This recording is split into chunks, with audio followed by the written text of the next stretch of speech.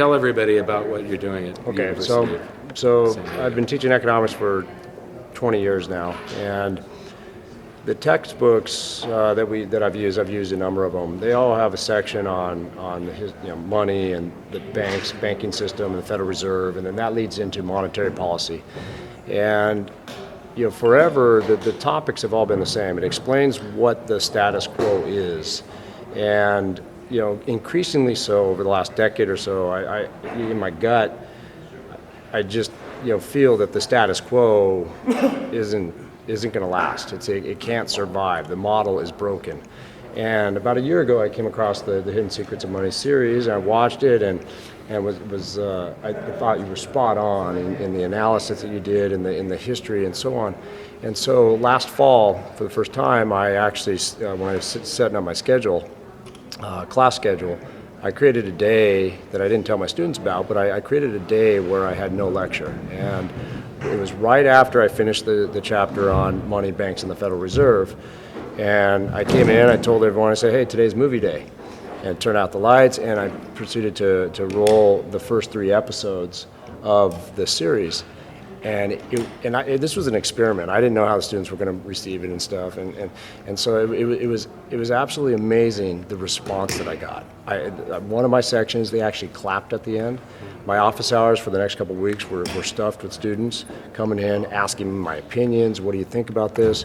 And it basically, I think all these students were essentially born in the 90s, which was a relatively good economic period, and so that's all they know.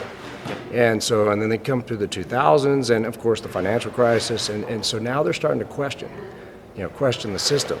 And so this was a perspective that I was able to introduce them to, and I mean I was just thrilled with the response, because I can't change the curriculum, but I could definitely introduce into it different perspectives. And so I thank Mike for producing that. It's wonderfully done, and I plan to continue to use the series and inject it into, at least for discussion.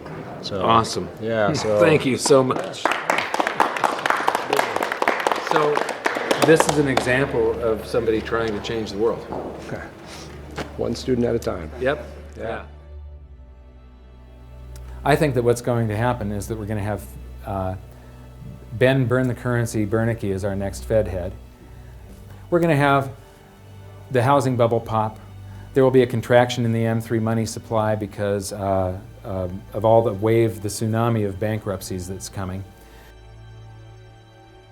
I think your episode 4 is very beneficial, very helpful. It's going to introduce these ideas to a lot of people, and like I've just been talking about, we have to change people's mind, and the more they understand it, the better. So I think an explanation and diagrams to show it is very helpful, because quite frankly, they're not going to get it in their grade school, they're not going to get it in their high schools, they're not going to get it in college unless they're in a very rare circumstance to understand how this works.